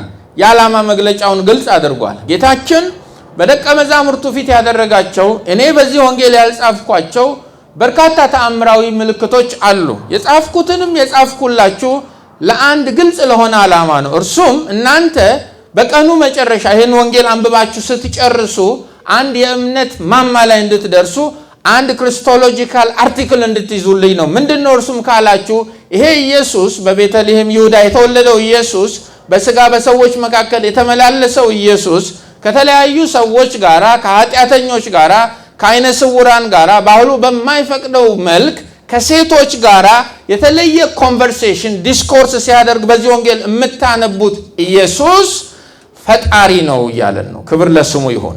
ሁሉ ነገር ካለመሆን ወደ መሆን የመጣበት እርሱ ብቸኛ የሆነ ኤክስክሉሲቭ ኤጀንት ነው። ይሄ ደግሞ የእግዚአብሔር ልጅ ያሰኘዋል፣ መለኮት ያሰኘዋል። ይሄ ማለት ስግደት ይገባዋል። እነኛ አይኖች፣ እነኛ እግሮች፣ እነኛ የድሃ ልብስ የለበሰው አካሉ በግንባራችን ተደፍተን ልናመልከው የሚገባ ጌታ ነው። እኛ ቪሌጅ እኛን መስሎ ከእኛ እንደ አንዱ ተዋርዶ ተመላለሰ ማለት ከእኛ በሁሉም ነገር እንዳንዱ ነው ማለት አይደለም። እርሱ ባይ ኢሰንስ ፈጣሪ ነው እና ክብር ይገባዋል፣ ስግደት ይገባዋል። ይህንንም ማንነቱን የሚመጥን የቅድስና ሕይወት ይገባዋል ነው የመጽሐፉ ግልጽ ዓላማ ይሄ ነው። ኢየሱስን በማንነቱ እንድናውቅ እግዚአብሔር ይርዳል። ዮሐንስ እዚህ ላይ ቆሞ ነው የጻፈልን። አንድ ልጅ በአባቱ ዘንድ ያለውን ክብር አይተናል። እርሱን ማየት ይሆንልን። እኛ የምናወራችሁ ሕይወት ከመጀመሪያ የነበረ ነው፣ ለዘመኑ ጥንት የሌለው በነቢያትም የተነገረውን ደግሞ የተገለጠልንን በአይነ ህሊናችን ያየነው የተመለከትነው በአይነ ስጋችን ያየነው እጆቻችን የዳሰሱትን እናወራለን። ያመንኩትን አውቃለሁ ማለት ይሆንልን። ኢየሱስ ማን ነው? ሁሉ በእርሱ የሆነ እርሱ ፈጣሪ ነው። እርሱ ሁሉን ነገር ካለመኖር ወደ መኖር ያስገኘ አምላክ ነው። ለዚህ ነው የምናመልከው። ስለዚህ ትንቢት የሚያመጣ ብቻ ኢየሱስን ከሆነ የምታውቁት፣ ትጠረምሳላችሁ የሚል ኢየሱስን ብቻ ከሆነ የምታውቁት፣ ሁል ጊዜ ቤተ ክርስቲያንን ኤምባሲ አድርጎ የእናንተን ፓስፖርት በማተም የሚቀጠቅጥ ኢየሱስ ከሆነ የምታውቁት ተሳስታችኋል። እርሱ ሎወር ክርስቶሎጂ ነው። ክብሩ እዛ አይደለም። የእርሱ ክብር የተለየ ነው። ዓለም ሁሉ ከመፈጠሩ በፊት በአብ ዘንድ የነበረ ነው። እሱን ኢየሱስ እግዚአብሔር በቃሉ ያስተምረን። አያችሁ፣ የመጽሐፉ ኢየሱስ እኛ ሰባኪዎች ከሰበክነው ኢየሱስ በክብር ይበልጣል። ለጥቅማችን ሰዎች ጆሮችን ላይ ካስረቀረቁት ኢየሱስ በክብር ይበልጣል። ይሄ አሳንሰው ከኛ ጋር እኩያ ያደረጉት። አንተም እኮ የሆነ ቀን ብድግ ብለህ የሆነ የእምነት ኢሉሚኔሽን ውስጥ ስትገባ ልክ እንደሱ መፍጠር ትችላለህ ብለው የቆሎ ጓደኛችን ያደረጉት ኢየሱስ እሱ የመጽሐፉ ኢየሱስ አይደለም። የመጽሐፉ ኢየሱስ ከመላእክትም በፊት የነበረ ነው። ከፍጥረት ሁሉ በፊት የነበረ ነው። ምንም ነገር ከመኖሩ በፊት የነበረ እየተመለከ የነበረ ስግደት የሚገባው ጌታ ነው። ይህንን ነው ሁሉ በእርሱ ሆነ ሲለን ግጥም እያጣፈጠ አይደለም። መቅድሙ ላይ ዮሐንስ ሁሉ በእርሱ ሆነ ሲለን እኛን በሚገርሙ የረቀቁ የንግግር ችሎታዎች ስሜታችንን መኮርኮር ፈልጎ አይደለም። ከቁጥር 18 ጀምሮ ስጋ ሆነ ምላችሁ ወደ እናንተ መጣ ምላችሁ እናንተን ለማዳን እንጨት ላይ እስኪሰቀል ድረስ ታሪኩን የምጽፍላችሁ ኢየሱስ አስቀድሞ ማን እንደሆነ ኢንትሮዲዩስ ላደርጋችሁ። he is the creator እያለ ነው። እርሱ ፈጣሪ ነው። ኢየሱስን ስናውቅ ከዚህ መጀመር ይሆንልን። አያችሁ፣ እሱ ነው የሚነው። ቀጥሎ እዚሁ ቁጥር 3 በቅንፍ በአሉታዊ መንገድ ደግሞ ይሄንኑ ሐሳብ ደግሞ ያጸናል። ምን ይላል? ከሆነውም አንዳችስ እንኳ ያለ እርሱ አልሆነም ይላል። እንግዲህ ቁጥር 3 ይሄ ከሆነውም አንዳችስ እንኳ ያለ እርሱ አልሆነም የሚለው የቁጥር 3 ሁሉ በእርሱ ሆነ የሚለው ሚረር ሪፍሌክሽኑ ነው። ሀ ላይ አዎንታዊ በሆነ መልኩ የጻፈው ነው። አሁን ደግሞ አሉታዊ በሆነ መንገድ መሬት የጠበቀ የረገጠ ጠንካራ አቋም አድርጎ የሚያስረዳን ያለው ዮሐንስ ብቻ አይደለም ይህን አይነቱን አጻጻፍ የሚከተለው። ሐዋርያትም ፖዚቲቭሊ የነገሯቸውን ነገር መልሰው ኔጌቲቭ በሆነ መንገድ ደግሞ አጠንክረው ያስረዳሉ። እሱን አይነት ሊትራሪ ስታይል ነው ዮሐንስም እዚህ እየተከተለ ያለው። ለቃል ለሎጎስ ሁሉን ፈጣሪነት የተለየ አቴንሽን እንድንሰጥ የሚያስገድድ ነው። ቀጥሎ የመጣው ሴንቴንስ ከሆነውም አንዳችስ እንኳ ያለ እርሱ አልሆነም የሚለው አጻጻፍ የሁሉ ፈጣሪ መሆኑን አጽንኦት ስጡልኝ የሚል ድምፅ በውስጡ አለው። ይህንን ያሰበ አጠናኖ ልናጠና የሚገባው ዮሐንስ ቁጥር 3 ላይ ለምንድን ነው ከሆነውም አንዳችስ እንኳ ያለ እርሱ አልሆነም ብሎ ያንን ድጋሚ የሚያስረዳን ካልን ቢያንስ 2 ነጥብ ይዘን መውጣት እንችላለን። አንደኛው በሚታየውም ሆነ በማይታየውም ዓለም ካለመኖር ወደ መኖር በራሱ የመጣ አንድም ነገር የለም። ይሄ 4 ነጥብ ብላ ቤተክርስቲያን ስነ ፍጥረት ላይ ያላት ጠንካራ መጽሐፍ ቅዱሳዊ አስተምህሮ ነው። ምንም ነገር በሚታየውም ዓለም ይሁን በማይታየውም ዓለም ይሁን ምንም ነገር በራሱ ወይም ደግሞ ከወልድ ውጪ በሆነ በሌላ ኃይል ፈጽሞ ሕያው አልሆነም፣ ህልውናውን አላገኘም የሚል ትልቅ የሆነ አቋም በዚህ ውስጥ አለ። ሌላው ደግሞ አብ እግዚአብሔር አብ የመጀመሪያው ሥላሴ አካል የቱንም ያህል የሁሉም ነገር ዋናው ጀማሪ ቢሆንም የቱንም ያህል ለፍጥረት ዓለም ሁሉ አባት ቢሆንም ያለ ሎጎስ ያለ ቃል ያለ እግዚአብሔር ወልድ ያደረገው አንዳች ነገር የለም የሚለውን ነገር ያስረዳናል። ሶስት ግሶችን በቅደም ተከተል አሰልፈን እንድናያቸው ፈልጋለሁ። ቁጥር 3 ውስጥ ሆነ ከሆነውም አልሆነም የሚል ማለት ነው። ሆነ ከሆነውም እና አልሆነም የሚል ይሄ ቁጥር 3 ላይ ለ3 ጊዜ ያህል ስራ ላይ የዋለው ግስ ይሄ ሆነ ከሆነውም አልሆነም የሚለው ግስ በግሪክ ጊኖማይ ነው። ነበር የሚለውን የቁጥር አንዱን ግስ ስናጠና በተወሰነ መልኩ አይተነው ነበር ካስታወሳችሁ። አንድ ቃል ነው በግሪክ ጊኖማይ የሚል።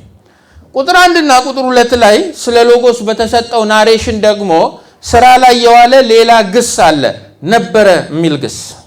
ለምሳሌ በመጀመሪያው ቃል ነበረ፣ ቃልም በእግዚአብሔር ዘንድ ነበረ፣ ቃልም እግዚአብሔር ነበረ። ይህ በመጀመሪያው በእግዚአብሔር ዘንድ ነበረ ብሎ እነኚህን ግሶች ተጠቅሟል። እዚህ ጋር ደግሞ ቁጥር 3 ላይ ሁሉ በእርሱ ነበረ ብንል ችግር የለውም፣ ተመሳሳይ ነው ግስ ስለሆነ። የግሪኩ ግን ፈጽሞ የተራራቀ ነው። ለምሳሌ ወረድ ብሎ ቁጥር 6 አካባቢ አንድ ዮሐንስ የሚባል ሰው ነበረ ይለናል። ፈጽሞ የተለያዩ ግሶችን ነው ዮሐንስ የተጠቀመው። ጊኖማይ የሚለውን ለፍጥረት፣ ኤይን የሚለውን የግሪክ ግስ ደግሞ ለሎጎስ ነው የሚጠቀም ያለው። ምንድን ነው በእነኚህ ሁለት ግሶች መካከል ያለው መሰረታዊ ልዩነት የሚለውን ለማየት ሞክረን ነበር። ይሄ ጊኖማይ የሚለው ቁጥር 3 ላይ የተቀመጠው ሆነ ከሆነውም አልሆነም ተብሎ የተቀመጠው ግስ እዛ ቁጥር 1 እና 2 ላይ ነበረ ከተባለው ወይም በግሪክ ኤይን ከተባለው ግስ ፈጽሞ ይለያል። በምን ይለያል? ጊኖማይ የሚለውን ሊንኪንግ ቨርብ የምንጠቀመው እዚህ ቁጥር 3 ውስጥ ያለውን ግስ የምንጠቀመው የአንድን ነገር ኤግዚስተንስ ለማውራት ነው። እርሱም እንዴት ባለ መልኩ ነው?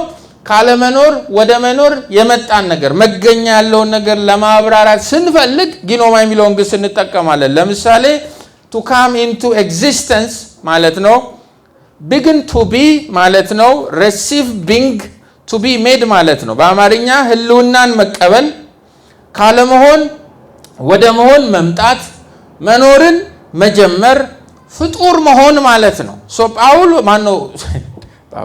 ዮሐንስ በዚህ ሁለት ቁጥር ውስጥ ጊኖማይ የሚለውን የግሪክ ግስ ለፍጥረት ዓለሙ ሲጠቀመው ምንድነው እያለን ያለው? ሁሉም ነገር ኤክሰፕት ሎጎስ፣ ሁሉም ነገር በሚታየውም በማይታየውም ዓለም ከሎጎስ በስተቀር ሁሉም ነገር ካለመሆን ወደ መሆን የመጣ ነው። ህልውናውን የተቀበለ ነው፣ የተገኘ ነው፣ የሆነ ቦታ የጀመረ ነው። ብሎ ህይወትን ብሎ የተነሳ ነው፣ ፍጡር ነው። ሎጎስን ግን ሲያብራራው በተመሳሳይ ግስ አያብራራውም። ሎጎስ ግን መገኛ የለውም። እሱን ሲገልጸው ኤይን የሚል የግሪክ ግስ ነው የሚጠቀመው። ላለ ነገር፣ ለነበረ ነገር፣ መነሻ ለሌለው ነገር የምንጠቀመው ነው። ይሄን እዚህ መሳቡ ለምን አስፈለገ ነው። የስነ ፍጥረትን ጉዳይ አስመልክቶ እኛ ያለው ከሆነ እንዴት ተገኘ? መቼ ተገኘ? ማን አስገኘው? ከምን ተገኘ? ምንስ ማስረጃ አለን? ይሄ ዛሬም ድረስ ሳይንስ እየተሰለሰለበት እየተሰቃየበት ያለ ትልቅ የሆነ ሳይንቲፊክ እና ፊሎሶፊካል ኮስችን ነው። ናቹራል ኮስችን።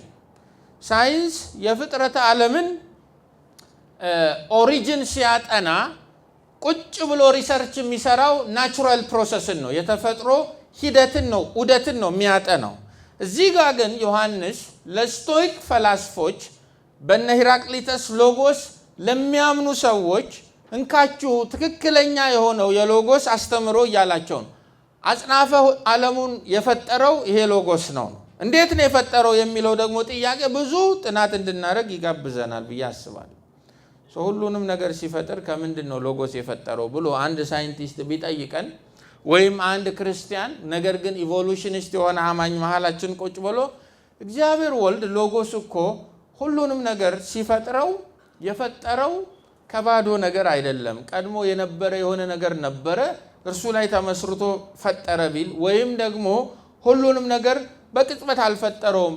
በሂደትና በዝግመታዊ ለውጥ ነው ካለመኖር ወደ መኖር ነገሮችን ያመጣቸው ብሎ ቢደራደረን የጊዜ ጉዳይ ነው። እንዲህ ያሉ ክርክሮች መምጣታቸው አይቀርም። ከዚህ ከቁጥር 3 ውስጥ ምን ይዘን እንውጣ የሚለውን ማሰብ አለብን። ሎጎስ ከፍጥረት ጋር ያለውን ግንኙነት ስናጠና ለምንድን ነው እነዚህ የመሳሰሉ ጥያቄዎችን መነካካት ያለብን ነው? ምክንያቱም በክርስትናና በዓለም ሃይማኖቶች እንዲሁም በተለያዩ ንጽረት ዓለሞች መካከል ስነ ፍጥረትን አስመልክቶ መሬት የረገጠ ልዩነት ስላለ ነው። ይህንን በደንብ ማወቅ አለብን። ስለዚህ መጽሐፍ ቅዱሳዊው ንጽረተ ዓለም እንደ ሳይንስ ዓለማት ፍጥረታት ከሆነ ነገር ነው የተገኙት አይልም። ከምንም ነገር ነው የሆነ ነገር የሆኑት ነው የሚለው። ሎጎስ ሁሉ በእርሱ ሆነ ስንል ከምንም ነገር ተነስቶ አሁን የምናየውን ነገር ህልውና ሰጠው፣ ወደ ኑባሬ ያመጣው እያልን ነው። አውት ኦፍ ነቲንግነስ ነው ዩኒቨርስ የተፈጠረው ብሎ ነው መጽሐፍ ቅዱስ የሚያስተምረን። ወይም ላቲኖቹ እንደሚሉት ኤክስ ናይሎ የሚባለው አውት ኦፍ ነቲንግ፣ ከምንም ነገር ነው እግዚአብሔር ሰማያትን በሰማይ ያለውን ሰራዊት ምድርንም በምድር ያለውንም ሰራዊት ሲፈጥር የሆነ መነሻ አልነበረም። የሆነ የተጠቀመው ማተር ወይም ማቴሪያል አልነበረም። ካለመኖር ወደ መኖር ነው የመጡት። ከምንምነት ወደ ሆነ ነገርነት ነው። አውት ኦፍ ነቲንግነስ ኢንቱ ሳምቲንግነስ ነው የተቀየሩት። እንዴት ይሄ ሊሆን ቻለ? በዝግመተ ለውጥ ነው? በሂደት ነው? ኖ፣ ቃሉ እንደዛ አያስተምርም ብለን ዲፌንድ ማድረግ አለብን። ይህንን አሁን ማወራውን ዕብራውያን ምዕራፍ 11 ቁጥር 3 ላይ ዕብራውያን 11:3 በግልጽ ተጽፏል። ዓለማት ይላል፣ የሚታየውም የማይታየውም the whole universe ዓለማት በእግዚአብሔር ቃል እንደተፈጠሩ በእምነት እንረዳለን። ስለዚህ የሚታየው ነገር የተፈጠረው ከሚታየው እንዳልሆነ እንገነዘባለን። የሚታየው ነገር የተገኘው ከሚታይ ነገር አይደለም። ፈጽሞ ምንም አልነበርም። ይሄ የምናየው አጽናፈ ዓለም ህልውናውን ሲቀበል ከእርሱ በፊት እንዲከሰት ምክንያት የሆነው ምንም ነገር አልነበረም። ኤክስ ናይሎን ነቲንግ ነው፣ ምንም ነገር የለም። አሁን ከምንም ነገር ግን የሆነ ነገር ሆኗል የሚለው የፍጥረት አስተምሮ መጽሐፍ ቅዱሳዊ ነው። ይሄንን ለእውቀት ያህል መያዙ ጥሩ ነው ብዬ ነው ያስባለሁ። ለክርስቲያን ፍጥረት ማለት በአዝጋሚ ለውጥ ሂደት የተገኘ የዝግመተ ለውጥ ውጤት አይደለም። ኤኒ ዳርዊኒያን ፊሎሶፊን የሚሞግት አፖሎጀቲክ የሆነ ነገርንም ነው በዚህ በቁጥር 3 ላይ የሚጽፍልን ያለው። ለምንድን ነው ከሆነውም አንዳችስ እንኳ ያለ እርሱ አልሆነም የሚለውን ጥቅስ እያስተማርክ ስለ ኢቮሉሽን የምትቀባጥረው ብላችሁ ከጠረጠራችሁ ምናልባት የሚያሰጉኝ ነገሮች ስላሉ ነው። እኛ መሃል ሉሲን እያሰበ ኢትዮጵያ እኮ የሰው ዘር መገኛ ናት ብሎ የሚያመሰግን ደግ ጴንጤ ሊገኝ ስለሚችል ሊኖር ስለሚችል ኢትዮጵያ የሰው ዘር መገኛ ናት ብሎ ምናልባት ሉሲም የተገኘች ሰሞን ወይም ምረቃ የተደረገ ጊዜ ዞር ዞር ያሉ የወከሉን የአብያተ ክርስቲያናት መሪዎች ስለነበሩ ማለት ነው። ምን እያሉ እንደሆነ በወቅቱ እኔ ስላልገባኝ ነው። አሁን ማይሙትኛ መሃል ኦዞን እየሳሳ ነው፣ ችግኝ ካልተከልን ዓለም በግሎባል ዋርሚንግ ተቃጥሎ ሊፈነዳ ነው ብሎ የሚያስብ የሚጠረጥር ጴንጤ የለም። ለምን ነው ችግኝ የምትተክሉት? ችግኝ ከመትከል ተግባራችሁ በስተጀርባ ያለው ዶክትሪን ምንድን ነው? አቃ መልእክቱ ደርሷችኋል። እጁና ትንቢት አወሳሰብ ነው። ለምን ነው የምትተክሉት? ዓለም እንዳይፈነዳ። እናንተ በምትተክሉት ችግኝ ዓለምን ልጠብቁት ነው የምትተክሉት? እኛ መትከል ያቆምን ቀን ይቀልጣል። የምዕራቡ ሴኩላሪዝም የሰበከው ሴኩላሪዝም የሚባል ንጽረተ ዓለም አለ። ቢብሊካል ቴኢዝም እኛ የምንከተለው አለ። አኒሚዝም የሚባል አለ። ስለ ወርልድ ቪው ተምረናል የነበራችሁ ሎሌ ውስጥ። የትኛው ወርልድ ቪው ውስጥ ሆነን ነው የምንቃኘው?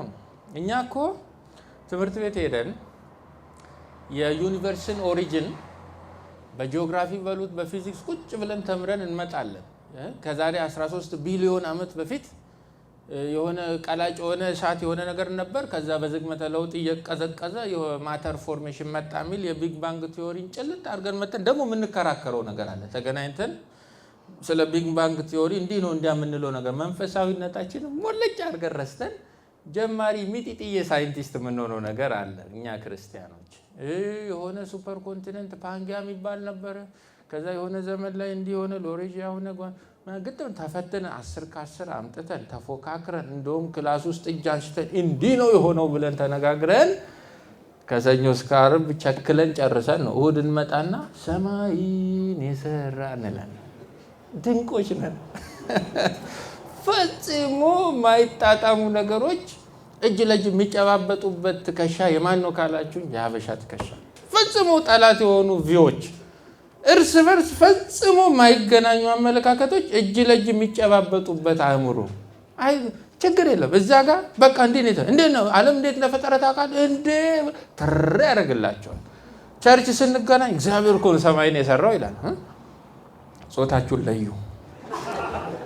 ያስተምሮ ጾታችሁን ማለት ነው። ጾታ የሌለው ክርስትና መጥፎ ነው። የክርስትና ጾታው ደግሞ በዶክትሪን ነው የሚጠራው። ይሄ ወርድ ኦፍ ፌዝ ነው፣ ይሄ ጆቫ ዊትነስ ነው፣ ይሄ ኦንሊ ጂሰስ ነው፣ ይሄ ካቶሊክ ወዘተ ማለት የምንችለው በእግዚአብሔር ቃል ላይ ባለን ምልከታ ነው። ስለዚህ ይሄንን ያገናዘበ ስለ ክሪኤሽን እኛ ሮብ አጥንተነዋል። ስነ ፍጥረት የሚል አስተምሮ በዛ ዙሪያ ስልታዊ ነገረ መለኮት የወይን ግሩደምንም አጥኑ የሉዊስ ቤርኮፍም ሁለቱም በአማርኛ ተተርጉመው አሉ። የቤርኮፍ አለ 1980ዎች ውስጥ ነው በአማርኛ የተተረጎመው።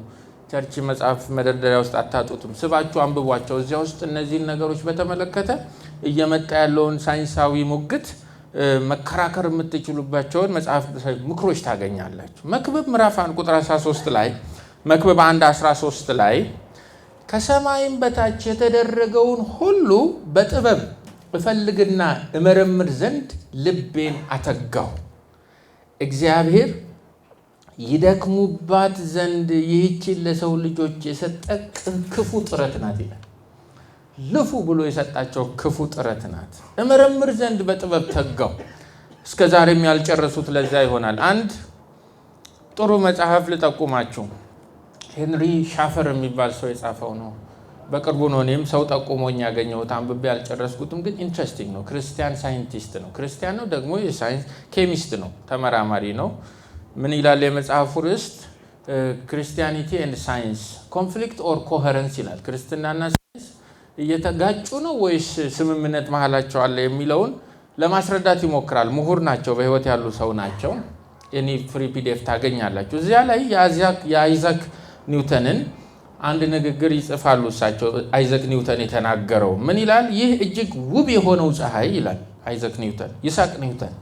ይህ እጅግ ውብ የሆነው ፀሐይ እነዚህ ሁሉ ፕላኔቶች እና ኮሜቶች፣ ይሄ የእሳት ጭራ ያለው የሚመስል ነገር ነው። ኮሜት ብላችሁ ጉግል አድርጉ። በእኔ እውቀት የሚብራራ አይደለም። ኤኒዌይስ ኮሜቶች ሁሉ ይላል ይህ እጅግ ውብ የሆነው ፀሐይ፣ እነዚህ ሁሉ ፕላኔቶች እና ኮሜቶች ሁሉ ሊመነጩ የቻሉት ከአንድ የማሰብ ችሎታ ላይ ገዥ ከሆነ እና እጅግ በጣም ኃያል ከሆነ አካል ምክር ነው ይላል።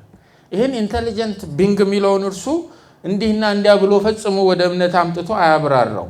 ተመሳሳይ ነገር ሁለተኛ ጴጥሮስ ላይ ጴጥሮስ ይጽፋል። ሁለተኛ ጴጥሮስ ምዕራፍ 3 ላይ እንደዚህ ያሉ የሳይንቲስቶችን ጥረትና ጥያቄዎችን አፈር ከደም የሚያበላ የእምነት አንቀጽ ነው። ሁለተኛ ጴጥሮስ ምዕራፍ 3 ሁለተኛ ጴጥሮስ 3 ከቁጥር 3 ጀምሮ ከሁሉ አስቀድሞ ይህን ወቁ፣ በመጨረሻው ዘመን የራሳቸውን ክፉ ምኞት የሚከተሉ ዘባቾች እየዘበቱ ይመጣሉ ይላል። ይመጣሉ። እነማን ናቸው እነኚህ ዘባቾች ነው? እነርሱም በትምህርተ ጥቅስ ውስጥ እመጣለሁ ያለው ታዲያ የታለ? አባቶች ከሞቱበት ከፍጥረት መጀመሪያ አንስቶ እስካሁን ድረስ ሁሉም ነገር እንዳለ ይኖራል ይላሉ። ነገር ግን እነኚህ ሰዎች ሰማያት ከጥንት ጀምሮ በእግዚአብሔር ቃል ተፈጥረው እንደሚኖሩ መሬትም በውሃ መካከልና በውሃም እንደተሰራች ሆን ብለው ይክዳሉ ይላል። በዚያ ዘመን ውስጥ ሆኖ ጴጥሮስ በክርስትና አስተምህሮ ላይ ፓርቲኩላርሊ በክርስትና የክሪኤሽን ዶክትሪን ላይ የሚያነጣጥሩ ዘባቾች እንደሚመጡ አስቀድሞ ነው የሚናገር ያለው። እንዲህ ብለው ይጠይቁና እናንተን አይዘር ለኤቲዝም ወይም ለፓጋኒዝም ወይም ውሉ ለጠፋበት የሴኩላሪዝም ወርልድ ቪው ያመቻቿቸዋል ነው። አሁን ያለውም ጠጋጠጋ ወደዛ ነው መጨረሻው። ይሄ አገሩን እየወረረ ያለው ሞራሊስቲክ የሆነ ቴራፒውቲክ የሆነ ዴኢዝም፣ አንተ ውስጥ የሆነ ነገር አለ፣ የሆነ ደግሞ ሱፐርናቹራል የሆነ ነገር አለ ዓለማትም ይመራ ከዛ ጋር ተገናኝ እንደ ማግኔት ስኬትህን ሳብ ብሎ በዚህ ድሃ ህዝብ ላይ የሚቀልዱ ብዙ ሰዎች የእንደዚህ አይነቱ የዘባቾች ናሙና ፕሮቶታይፕ ናቸው። ስለዚህ መጽሐፍ ቅዱሳችንን ስለ ሁሉም የሚናገርበትን አውድ እያሰብን እንድናጠና እግዚአብሔር ቃሉን ያብራልን። ጥያቄው ዮሐንስ በመቅድሙ ስለ ሎጎስ ሁሉም ፈጣሪነት የሚነግረን ለምንድን ነው? ለምንድን ነው የሚነግረን? ለምንድን ነው ስለ ሎጎስ ሁሉም ፈጣሪነት ሊነግረን የፈለገው ዮሐንስ ሚለውን እሱ ውስጥ ነው ቁም ነገሩ ያለው። እንግዲህ በትሪኒቲ ፍሬምወርክ ውስጥ ነው ስለ እግዚአብሔር ወልድ እያስተማረን የመጣው። ከቁጥር 1 በመጀመሪያው ከሚለው ሐረግ ጀምሮ ቀዳሚ ትኩረቱ ዮሐንስ ኢየሱስ ክርስቶስ ነው። ኢየሱስ ክርስቶስ የእግዚአብሔር ልጅ እንደሆነ ኦሬዲ ማሳመን ጀምሯል። በመቅድሙ ከቁጥር 1 ጀምሮ ቁጥር 2 ላይ ቁጥር 3 ላይ አንድ ነገር እመኑ፣ ስለ ኢየሱስ ማንነት እንካችሁ ይሄንን እመኑ። እርሱ ዘላለማዊ ነው። እርሱ በእግዚአብሔር ዘንድ የነበረ ነው። እርሱ በማንነቱ እግዚአብሔር ነው። ደግሞ እርሱ የሁሉም ነገር ፈጣሪ ነው። ኢየሱስን አምኛለሁ ስትሉ የትኛው ኢየሱስ ብሎ ለሚጠይቃችሁ ይሄው በቅደም ተከተል ማንነቱን የሚያብራራ ሰነድ እርሱ የሁሉ ፈጣሪ ነው። ሁለቱ ቁጥር ላይ የተማራችሁትን ሶስተኛው ላይ ደግሞ የሚነሳውን ጨምሩ አይነት ነው። ዓላማው ይሄ ነው። ይሄንን በዚህ ልክ ውስጣችን የእውቀትም የእምነትም አቋም አድርገን እንድንይዝለት ስለሚፈልግ ነው። አንዳንዶች እንደሚያስተምሩት ኢየሱስ ፍጡር አይደለም። ፍጡር ሆኖ ቢሆን ወይም ከመላእክት አንዱ ነው እንዳሉት ቢሆን ወይም በአምላክና በሰው ልጆች መካከል ያለ አምላክ መሳይ ፍጡር ልዩ ፍጡር ሆኖ ቢሆን ኖሮ እንዲህ ያለው ነገር ባልተጻፈለት ነበር። እርሱ ፈጣሪ እንጂ ፍጡር አይደለም። ሌላው ሁሉ በእርሱ ከሆነውም ደግሞ አንዳችስ እንኳ ያለ እርሱ ካልሆነ ምንም ጥርጥር የለውም ፍጥረት ሁሉ ስለ ኢየሱስ ይመሰክራል። ፍጥረት ሁሉ የክርስቶስ ኢየሱስ አሻራ ፕሪንትድ ሆኖበታል። ይሄንን መዝሙር 19 ላይ እናገኛለን። መዝሙር 19 ሰማያት የእግዚአብሔርን ክብር ይናገራሉ ይላል። የሰማይም ጠፈር የእጁን ሥራ ያውጃል።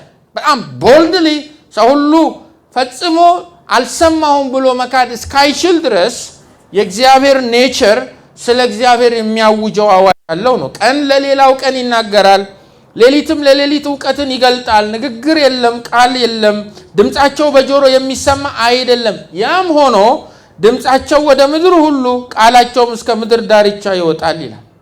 ስለዚህ የትኛው እንደዚህ አይነቱን የእግዚአብሔርን ቃል ተጽፎ የተሰጠንን የቃሉን ትምህርት አልቀበልም የሚል እንኳ ቢኖር በእግዚአብሔር መኖር ላይ ይጠራጠራለሁ የሚል እንኳ ቢኖር ሰማዩም ምድሩም የዱር አራዊቱም የሚራመድበትም መሬት ሁሉ በአንድ ላይ ተሰብስበው ስለ ሎጎስ ይሰብካሉ፣ ስለ ልጁ ይናገራሉ። ይሄንን ደግሞ ሮሜ ምዕራፍ 1 ቁጥር 18 ላይ ካስታወሳችሁ ጳውሎስ በግልጽ ጽፎልናል። ሮሜ 1:18 በክፋታቸው እውነትን አፍነው በሚይዙ በአመፃቸውና በክፋታቸው ሁሉ ላይ የእግዚአብሔር ቁጣ ከሰማይ ይገለጣል።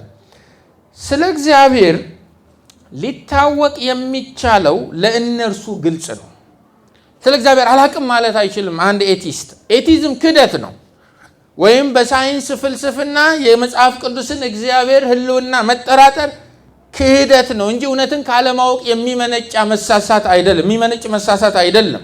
ለዚህ ነው ጳውሎስ ስለ እግዚአብሔር ሊታወቅ የሚቻለው ለእነርሱ ግልጽ ነው። እንዴት ሆኖ ነው ግልጽ የሆነላቸው? እንደኛ ዘፍጥረት ዘዳግም ብለው ቅዱሳት መጻሕፍትን አያነቡ ወይም አይቀበሉም ብላችሁ ጳውሎስን ብትጠይቁት መልሱ እንዲህ ነው። ምክንያቱም እግዚአብሔር ለእነርሱ ግልጽ አድርጎታል። በምን መንገድ? ዓለም ከተፈጠረ ጀምሮ የማይታየው የእግዚአብሔር ባህሪ ይኸውም ዘላለማዊ ኃይሉና መለኮትነቱ ከፍጥረቱ በግልጽ ይታያል። ስለዚህ ሰዎች ማመካኛ የላቸውም፣ ኤክስኪውስ ማቅረብ አይችሉም። ሰማዩም ምድሩም አራዊቱም ሁሉም ሰራዊት በየወገኑ የተፈጠረው በሙሉ ስለ እግዚአብሔር ክብር ያውጃል፣ የእግዚአብሔርን ማንነት ዲክሌር ያደርጋል።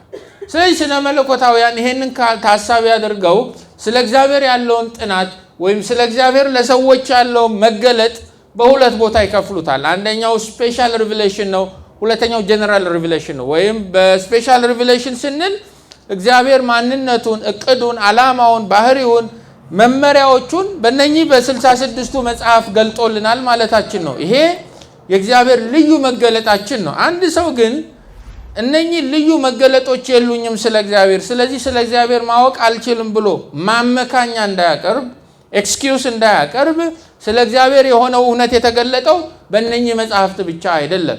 ሌላ ደግሞ ጥቅል መገለጥ አለ፣ ጀነራል ሪቪሌሽን አለ። ምንድነው እርሱ ጀነራል ሪቪሌሽን ሲባል እዚህ ሮሜ 1:18 ላይ እንዳየ ነው።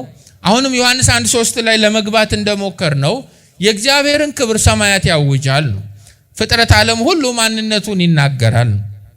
እሱን እንኳን አልቀበልም ቢል አንድ ሰው በጀነራል ሪቪሌሽን የተገለጠውን በዛ በጥቅል መገለጥ የተብራራውን የእግዚአብሔርን ትምህርት አልቀበልም እንኳን ቢል ኢሚዲየት የሆነ ጀነራል ሪቪሌሽን አለ። እርሱም ህሊናም ይባል በሰዎች አይምሮ ውስጥ እግዚአብሔር ያስቀመጠው ይሄ ኢሚዲየት የሆነውን በተፈጥሮ የሚመጣውን ጀነራል ሪቪሌሽን እምቢ ቢል እንኳን ኢሚዲየት የሆነ ደግሞ ጀነራል ሪቪሌሽን አለ። እርሱም ህሊናም ይባል። ስለዚህ ማመካኘት አይችሉም። አውቀው ነው የእግዚአብሔርን እውነት የሚያፍኑት። በእግዚአብሔር ላይ በቁጣ ማርች ያደረጉ ናቸው። ኃጢአተኞች ኃጢአት ውስጥ የሚጸኑት፣ ኃጢአተኞች እግዚአብሔር የሚከለክላቸውን ነገሮች በተቃራኒ የሚያደርጉት፣ ክብሩን በሚጎተት የአራት እንስሳ የሚለውጡት፣ ደግሞ ጤናማና ተፈጥሯዊ የሆነው ሩካቤ ስጋ አንናቹራል በሆነ መንገድ የሚቀይሩት እግዚአብሔርን ስለማያውቁት አይደለም ነው የሚለው ጳውሎስ። በእግዚአብሔር ላይ ሆን ብለው የሚያምፁ ናቸው። እግዚአብሔርን ግን በተቀረበላቸው በቀረበው መገለጥ ሁሉ አክሰስ ማድረግ ስላልፈለጉት ለማይረባ አእምሮ አሳልፎ ሰጣቸው ይላል። ሁሉ በእርሱ ሆነ የሚለው በዚህ ልክ አስፍተን ልናጠናው የሚገባ ቃል እንደሆነ አሳስባችኋለሁ። ከቁጥር 1 እስከ ቁጥር 3 ስለ ሎጎስ የተቀመጡ 4 ነጥቦች ናቸው። እነሱን ጻፉና ጸልየን እንጨርሳለን። 4 ነጥቦች ነው። በእነኚህ 3 ቁጥሮች ውስጥ ስለ ሎጎስ ሰብሰብ ብናደርጋቸው ስለ ማንነቱ 4 ነገር ተነግሮናል። አንደኛው በመጀመሪያ የነበረ ስለመሆኑ ስለ ፕሪ ኤግዚስተንሱ ነው። ወይም በሌላ አገላለጽ ከዘላለም ጋር ስላለው ግንኙነት አስተምሮናል። ሎጎስ ከዘላለም ጋር ያለው ግንኙነት ምንድነው? ዓለም ከኢተርኒቲ ጋር ያለው ግንኙነት ምንድነው? እሱ በመጀመሪያ የነበረ ነው የሚል መልስ ይሰጠናል።